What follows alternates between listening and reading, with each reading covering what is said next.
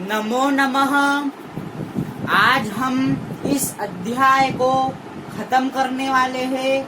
आज हम अध्याय 2 न्यग्रोध वृक्ष का जो पार्ट था उसका पार्ट 4 ये इस अध्याय का आखिरी पार्ट है, क्योंकि इसमें हम अब आपको इसके प्रश्न उत्तर, खाली स्थान, सही जोड़ी ये सब बताऊंगा।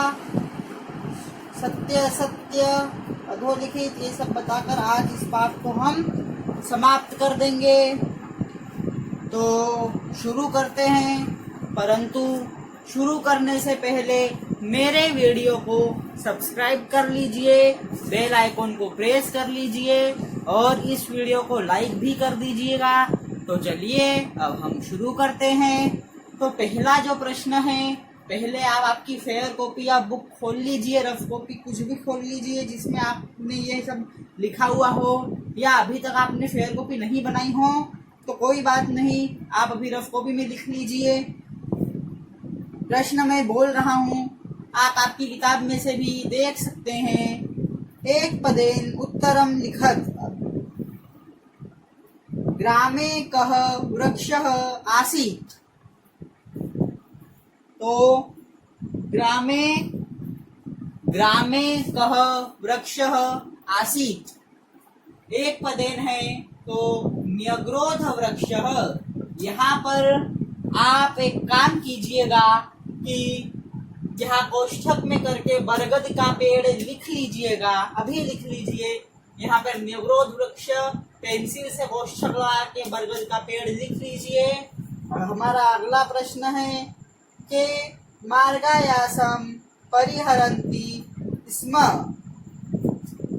यानी मार्ग में कौन आता जाता था, यानी मार्ग में कौन आता जाता था, तो मार्ग में राहगीर आते जाते थे।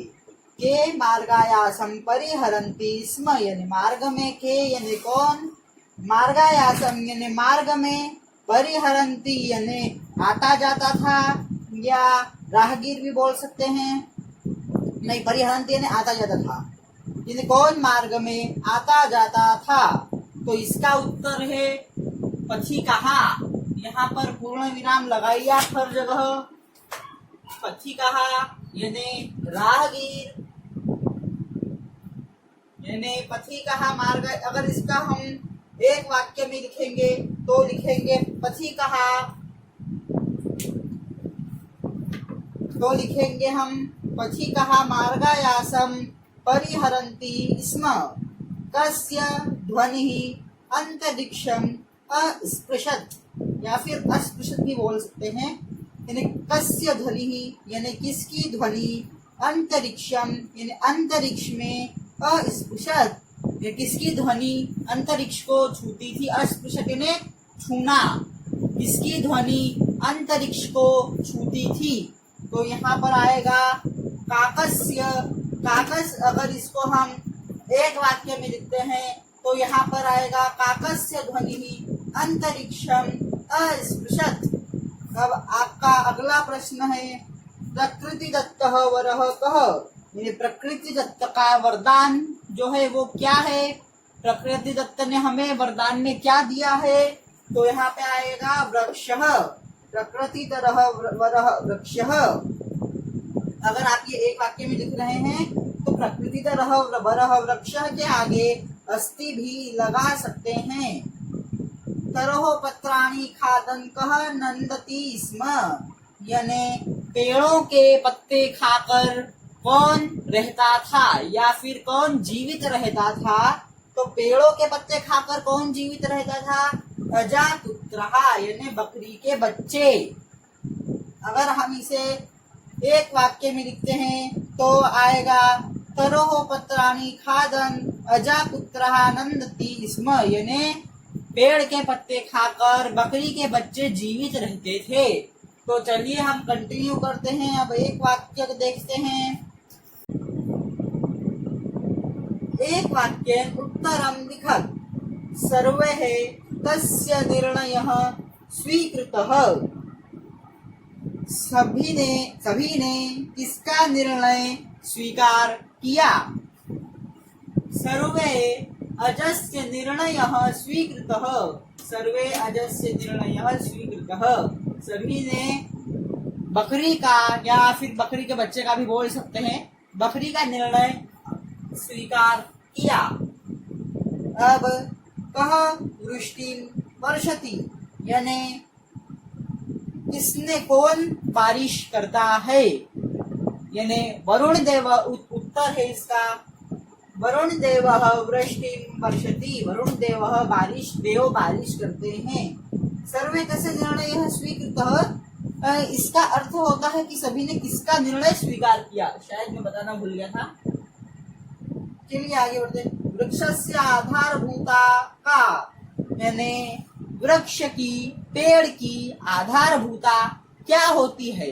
पेड़ किसके ऊपर आधारित होता है, वह किसके ऊपर खड़ा होता है।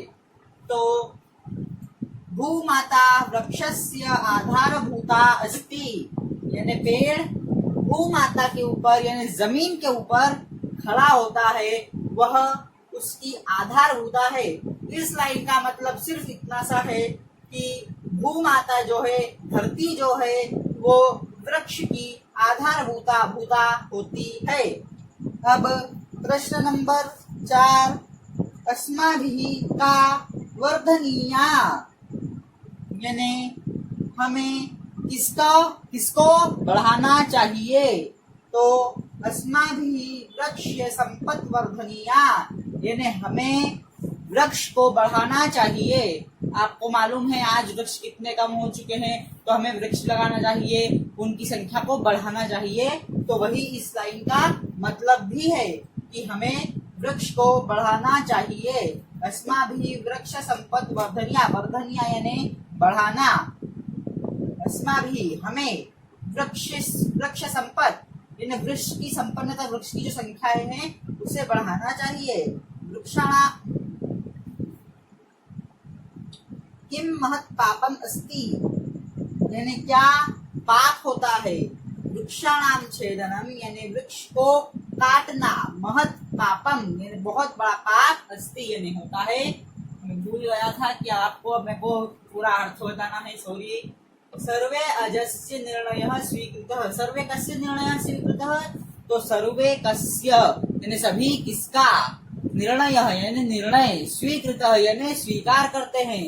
तो सर्वे अजस्य यानी सभी अजस्य का, अज का यानी बकरी का, निर्णय यानी निर्णय, स्वीकृत यानी स्वीकार करते हैं। कह वृष्टिम वर्षति यानी कह यानी कौन, वृष्टिम यानी बारिश, वर्षति यानी बरसाता है। वरुण देव वृष्टिम वर्षति यानी वरुण देव बारिश बरसाते हैं। वृक्षस्य आधारभूता का अस्ति यानी वृक्ष की आधारभूता यानी आधारभूता का अस्ति यानी का यानी क्या है या फिर कौन है, अस्ति यानी है। तो भूमाता वृक्षस्य आधारभूता अस्ति, भूमाता जो है वो वृक्ष की आधारभूता यानी आधारभूता, आधार उसका, वृक्ष का जो आधार होता है वो अस्ति यानी है। अस्माभिः वृक्ष संपत् वर्धनीया, इसका जो प्रश्न है वो ये है, अस्माभिः का वर्धनीया यानी हमें, अस्माभिः यानी हमें, का यानी क्या, वर्धनीया यानी बढ़ाना चाहिए। तो अस्माभिः यानी हमें, वृक्ष संपत् यानी वृक्ष की संख्या, वर्धनीया यानी हमें वृक्ष की संख्या बढ़ानी चाहिए।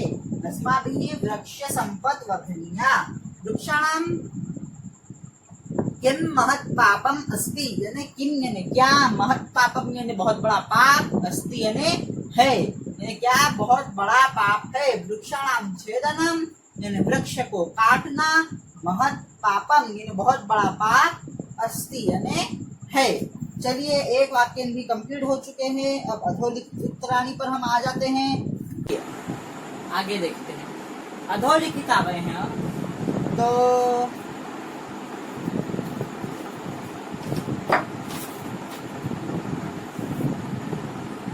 अधोलिखित प्रश्नानाम् उत्तराणि लिखत। ओके, शुकः किम अवदत्, मैंने प्रश्न भी लिख दिया ना, कोई बात नहीं। शुकः किम अवदत्, शुकः अवदत् अस्य वृक्षस्य फलानि खादन्, जन्मतः अहमत्रैव वर्ते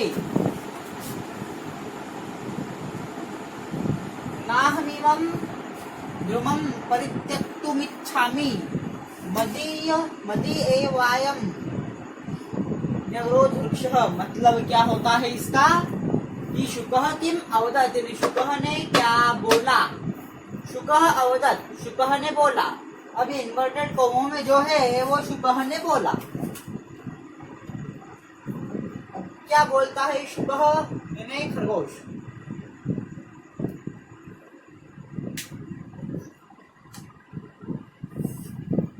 सॉरी तोता।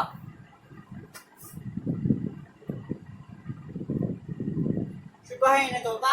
तोता क्या बोलता है, अस्य वृक्षस्य फलानि खादन, अस्य यानी इस, वृक्षस्य यानी वृक्ष के, फलानि यानी फल, खादन यानी खाकर, जन्मतः अहमत्रैव वर्ते यानी मैं जन्म से यहाँ पर इस वृक्ष के फल खाकर जीवित रह रहा हूँ।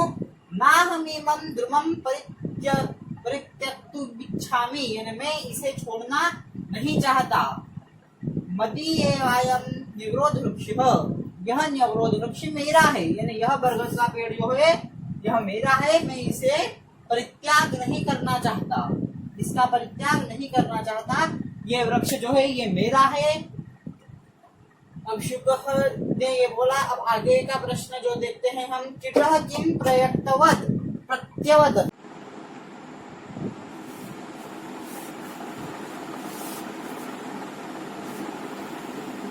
प्रश्न नंबर 2, कीटः किम प्रत्यवदत्।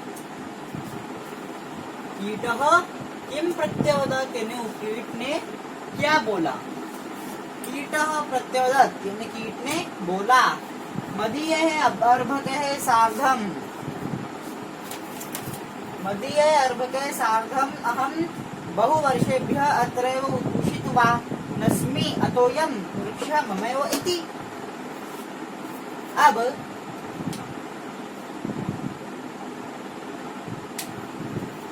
ये जो है कीटः, कीटः प्रत्यवदत् यानी कीट ने बोला। मदीय है, अर्भक है, सार्धम अहम बहुवर्षेभ्यः अत्रैव उषितवानस्मि अतोऽयं वृक्षः ममैव इति। मतलब कीट ने ये बोला कि मैं अपने सहपुत्रों के साथ बहुत समय से, बहुत वर्षों से यहाँ पर रह रहा हूँ, इसीलिए यह वृक्ष मेरा है। यानी मदीय अर्भक यानी सहपुत्रों के साथ, सार्धम अहम बहुवर्षेभ्यः यानी उनके साथ मैं बहुत सालों से, अत्रैव यहाँ अत्रैव उषितवानस्मि यानी मैं यहाँ पर रह रहा हूँ, अतोयम इसीलिए, वृक्षः ममैव इति ये वृक्ष मेरा है। आगे देखते हैं। हाँ, तो अब आगे बढ़ते हैं। वृक्षच्छेदना विषये काष्ठच्छेदकः किम अवदत्। वृक्ष को काटने के संबंध में या पेड़ को काटने के बारे में काष्ठच्छेदकः यानी लकड़हारा, किम यानी क्या, और अवदत् यानी बोला। यानी पेड़ को काटने के बारे में लकड़हारा क्या बोला। काष्ठच्छेदकः अवदत् ये उत्तर है। मैंने अभी तक जितने भी बार ये सब किया मिटाया है, आपने सभी का स्क्रीनशॉट खींच लिया है ना। और अगर आपने नहीं खींचा है तो आप एक बार वीडियो को रिवाइंड करके सभी के स्क्रीनशॉट एक बार खींच लीजिए। काष्ठच्छेदकः अवदत् पूर्वम् अहं वृक्षान् छिन्दिन् स्म। यानी काष्ठच्छेदकः अवदत् उसने बोला, पूर्वम् अहं पहले मैं, वृक्षान् छिन्दिन् यानी वृक्ष को काटता था, छिन्दिन् स्म यानी वृक्ष को काटता था। अधुना तादृशे कुत्सिते कर्माणि न व्यापारयामि यानी अब, अधुना अब, तादृशे कुत्सिते वो एक बुरा काम है, वो एक बेकार काम है।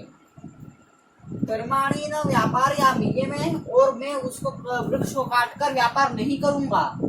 वृक्षाणां छेदनं महत् पापम् इति मया अधिगतमस्ति अतः न्यवरोध वृक्षस्य छेदनम् अहं न करिष्यामि। यानी वृक्षाणाम छेदनम यानी पेड़ को काटना, ये मैं आपको पहले बता चुका हूँ।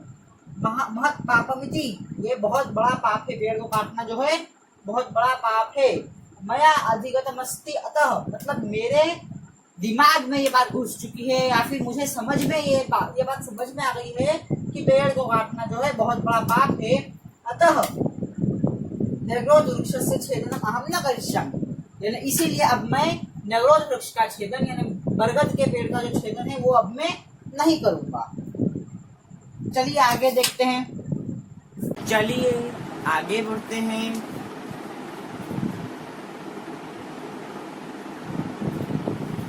प्रश्न नंबर 4 पाठ 2 न्यग्रोध वृक्ष। अब प्रश्न नंबर 4 में है, आप पहले आपकी बुक खोल लीजिए, उसके बाद फिर हम आगे बढ़ेंगे। और हाँ, आगे बढ़ने से पहले हमारे चैनल को सब्सक्राइब कर लीजिए, बेल आइकन को प्रेस कर लीजिए। तो चलिए आगे बढ़ते हैं। प्रदत्त शब्द रिक्त स्थानानि पूरयत, यानी अगर आपने बुक खोली होगी तो आपको यहाँ पर दिखेगा कि ब्रैकेट में ऑप्शंस दिए हुए हैं। प्रदत्त शब्द यानी जो ब्रैकेट में ऑप्शंस दिए हुए हैं उनमें से छांट कर रिक्त स्थानानि पूरयत, यानी उनमें उन ब्रैकेट में से आपको उत्तर ढूंढने हैं और रिक्त स्थान को भरना है। ओके, तो आगे बढ़ते हैं। तो यहाँ पर लिखा हुआ है शाखांतरम देश एकः कीटः अवदत्। अब शाखांतरम देश एकः कीटः अवदत् यानी शाखा पर देश एक कीट बोला। अब शाखा पर आप पहले गेस कीजिए कि यहाँ पर क्या आना चाहिए और कमेंट बॉक्स में लिखिए कि यहाँ इस पहले का उत्तर क्या आना चाहिए। चलिए अब मैं बता देता हूँ। शाखांतरम संक्रम्य एकः कीटः अवदत्।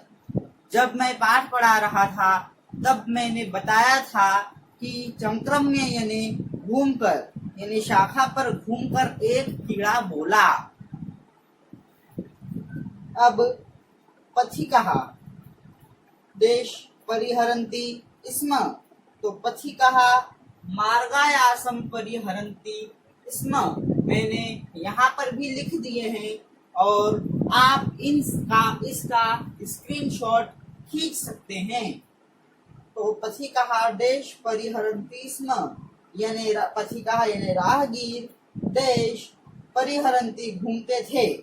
अब राहगीर, तो यहाँ पर आप पहले उत्तर कमेंट बॉक्स में दे दीजिए। आपको क्या लगता है कि क्या आएगा? वैसे मैंने यहाँ पर लिखे हुए हैं तो अब आपको दिख ही जाएंगे। चलिए मैं बोल देता हूँ। मार्गायासम परिहरन्ति स्म यानी पथिकः मार्ग में घूमते थे। अब पक्षिणः शाखासु देश विरच्य वसन्ति स्म, तो नीडानी, मैंने आपको बताया था कि नीडानी यानी घोंसला। पक्षिणः शाखासु नीडानी विरच्य वसन्ति स्म यानी पक्षी शाखा पर घोंसला बनाकर रहते थे। नीडानी यानी घोंसला, मैंने आपको बताया। वायु देश ददाती यानी वायु खाली स्थान देती है। अब क्या देती है वायु? तो अनिलम, तो ये वायु अनिलम ददाती। अब 5वां है देश प्रकाशम प्रयच्छति। अब देश प्रकाश देते हैं। कौन प्रकाश देता है? सूर्य देव, तो सूर्य देव प्रकाशम प्रयच्छति। अब पहले आप एक काम कीजिए, प्रश्न 5 का इधर का भाव आप एक बार लिख लीजिए या फिर अपने स्क्रीनशॉट तो खींच ही लिया है। उधर का भाव आपको मैं समझा देता हूँ। प्राचीन, तो प्राचीन क्या था आप आपकी बुक में भी देख सकते हैं और यहाँ पर भी। प्राचीन क्या था? बरगद का पेड़, न्यग्रोध वृक्ष। आपको पहली लाइन में ही मिलेगा कि प्राचीन न्यग्रोध वृक्ष आसीत् लिखा हुआ। तो प्राचीन यानी पुराना, न्यग्रोध वृक्ष यानी पुराना बरगद का पेड़। वरुण देव, अब वरुण देव से संबंधित यहाँ पर क्या है? तो वरुण देव वृष्टिम वर्षति, एक ये संबंधित है। तो वरुण देव का आएगा वृष्टिम वर्षति। फटाटोपम तो फटाटोपम यानी मैंने आपको बताया था कि फटाटोपम अर्थात फन फुसकारना, फन मारना। तो फन कौन मारता है? सर्प। तो फटाटोपम यानी फन सर्प मार, सर्प दिखाता है। कौन दिखाता है? सिर्फ मारता तो डंक है। फन सर्प दिखाता है। तो फटाटोपम सर्प करोति। सर्प तो इसका आएगा वल्मीकेषु। क्या आएगा सर्पः का? वल्मीकेषु। अब आगे देखते हैं प्रकृतिदत्तः वरः कौन है? तो वृक्षः। ओके, तो चलिए अब आगे बढ़ते हैं। अब मैं यहाँ पर पहले लिख देता हूँ।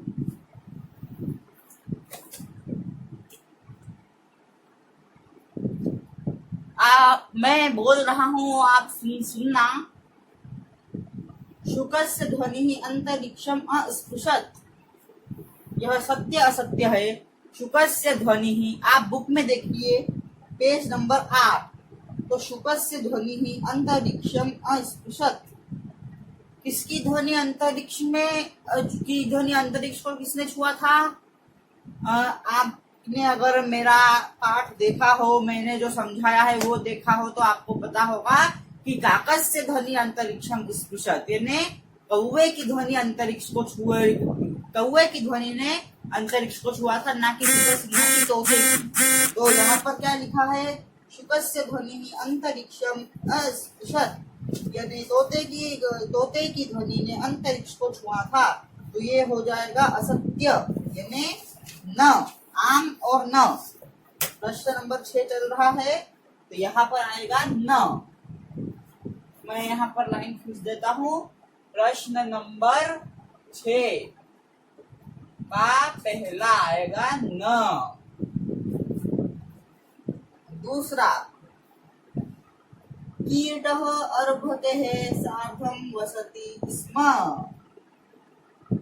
कीड़ा अर्भते यानी सहपुत्रों के साथ वसति स्म यानी क्या कीड़ा सहपुत्रों के साथ रहता था?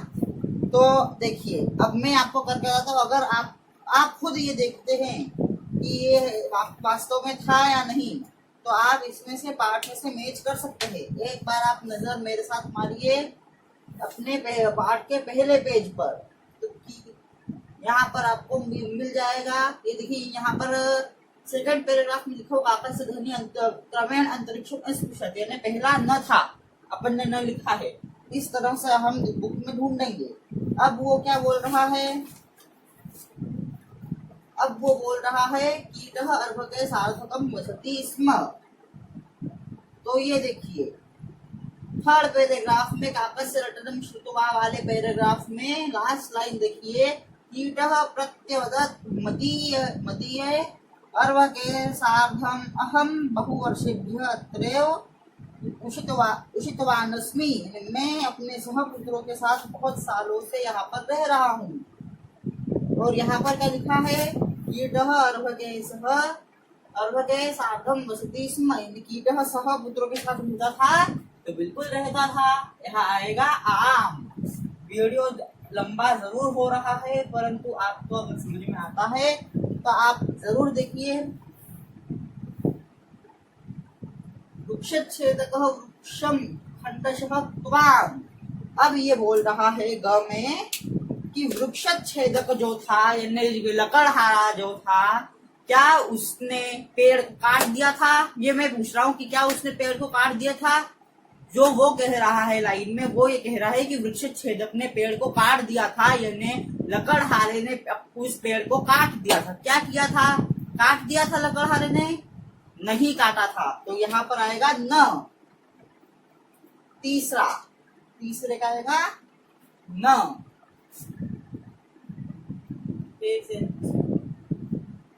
कि दूसरे का आम आएगा और तीसरे का न आएगा।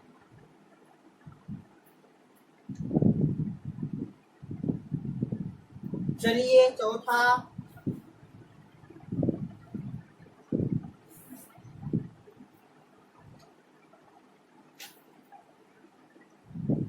वृक्षाणाम छेदनम महत पापम, यानी पेड़ों को काटना एक बहुत बड़ा पाप है कि नहीं? कमेंट बॉक्स में जरूर बताइए। है, पाठ के हिसाब से है, आपके हिसाब से क्या है वो कमेंट बॉक्स में बताइए। आपके हिसाब से वृक्ष को काटना पाप है कि नहीं है, आप कमेंट बॉक्स में बताइए। लेकिन पाठ के हिसाब से वृक्ष को काटना पाप है, तो यहाँ पर आएगा क्या लिखा है? वृक्षाणाम छेदनम महत पापम, यानी पेड़ को काटना एक बहुत बड़ा पाप है, तो यहाँ पर आएगा आम। ये आएगा पाठ के हिसाब से सही है कि वृक्ष को काटना एक बहुत बड़ा पाप है। आपके हिसाब से क्या है मैं आपको बोल चुका हूँ कि आप कमेंट बॉक्स में बताइए। हम आगे बढ़ते हैं। सूर्य देव वृष्टिम वर्षति, यानी क्या? सूर्य भगवान वृष्टि वर्षाते हैं, यानी सूर्य भगवान बारिश बरसाते हैं नहीं।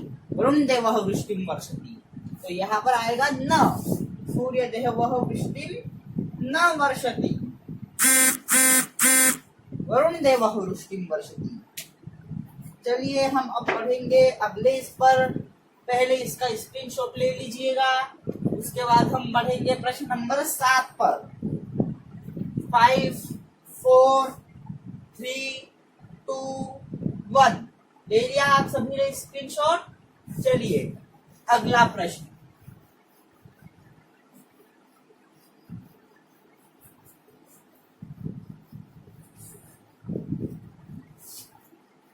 अगला प्रश्न हमारा जो है वो है प्रत्यय पृथक करने का जो प्रश्न है हमारा, अब हम वो देखते हैं। तो प्रश्न नंबर 7,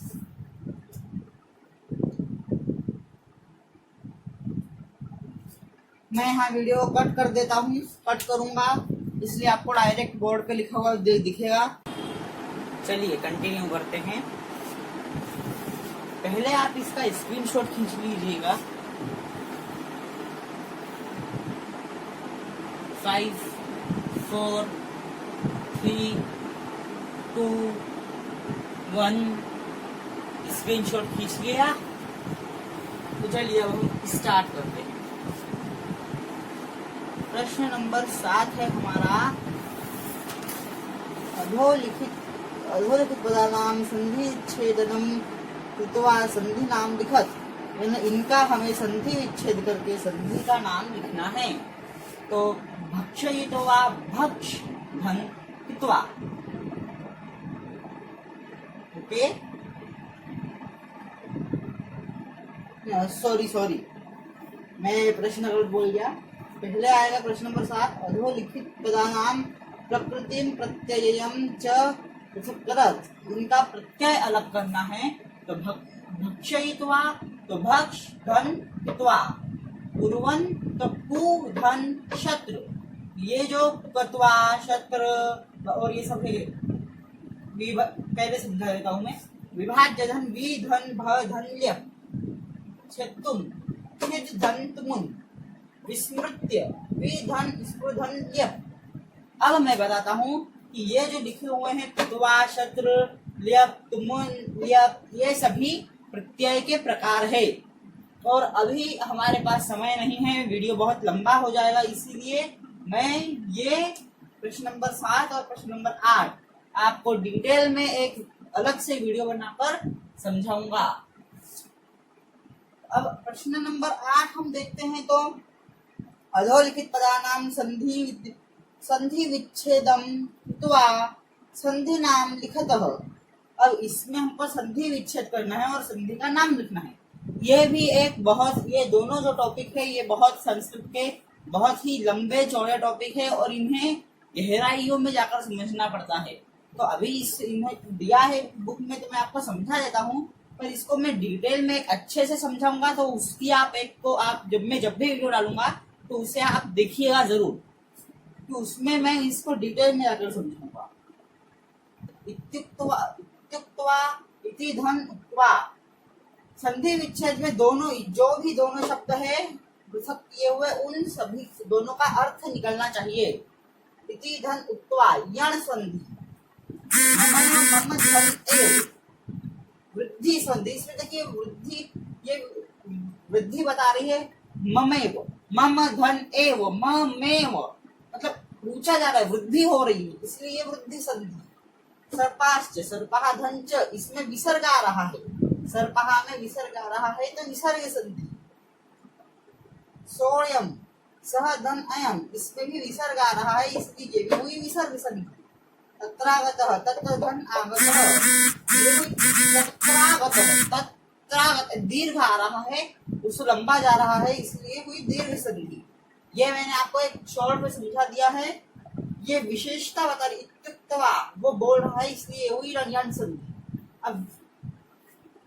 अब जो है इसका जो मैं वीडियो बनाऊंगा स्पेशल, उसमें आपको इसका डिटेल में जाकर समझाऊंगा। इसका वीडियो जो है 15 से 20 मिनट का बनेगा ये, तो इसमें मैं आपको इसकी डिटेल बता दूंगा। अब हम आते हैं प्रश्न नंबर 9 पे।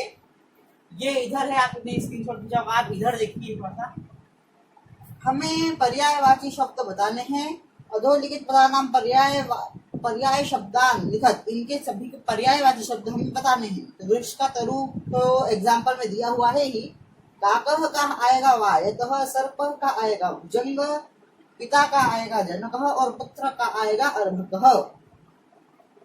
सर्प ने जैसे बोला था कि वो 7 पुत्रों के साथ रहता अर्भकः, तो पुत्र का आएगा अर्भकः। देखिए पेड़ का तरु, कौवे का वायतः, काकः का वायतः, सर्प का भुजंग, पिता का जनकः और पुत्र का अर्भकः। ओके, तो अब हमारा जो बचता है वो प्रश्न हमारा बचता है, एक ही प्रश्न बचा है, तो उसे मैं बोर्ड पर नहीं लिख रहा हूँ, उसे मैं आपको बता देता हूँ बोलकर। तो देखिए, हमारा पहला शब्द है एव। ईश्वर एव रक्षकः अस्ति, मतलब ईश्वर हमारे रक्षक है। ओके, मैं जो बोल रहा हूँ आप वाक्य भी लिख लीजिए। एव का एव लिखिए, डैश लगा के लिखिए, ईश्वर एव रक्षकः अस्ति, ईश्वर हमारे रक्षक है। अपि, अपि यानी भी, अपि पुत्र है, अपि पित्रः, जह गच्छति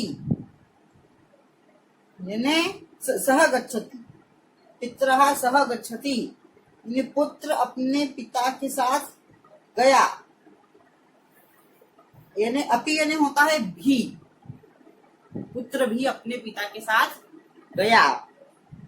तर्हि यदि सह परिश्रमं करिष्यति तर्हि सफलम भविष्यति।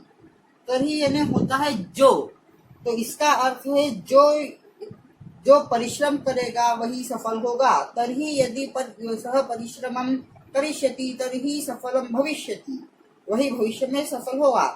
ततः सर्वे उपवनम अस्ति, ततः तटः पर्वे, मतलब उस तट के पार, उपनम उपवन यानी होता है उद्यान होगा। ततः तटः पारम उद्यानम अस्ति, यानी उस तट के पार, यानी उस जो नदी का तट रहता है उस तट के बाद उद्यान है, कोई सा भी तट। ओके, तो यहाँ होता है हमारा दूसरा पाठ समाप्त। तो कल से हम करेंगे तीसरा पाठ शुरू। तो इस चैनल को सब्सक्राइब कर लीजिए, ये वीडियो बनाने में बहुत मेहनत लगती है। कृपया निवेदन है यहाँ आपसे कि आप इस चैनल को सब्सक्राइब कीजिए, बेल आइकन को प्रेस कर लीजिए, और वीडियो को अंत तक देखने के लिए धन्यवाद।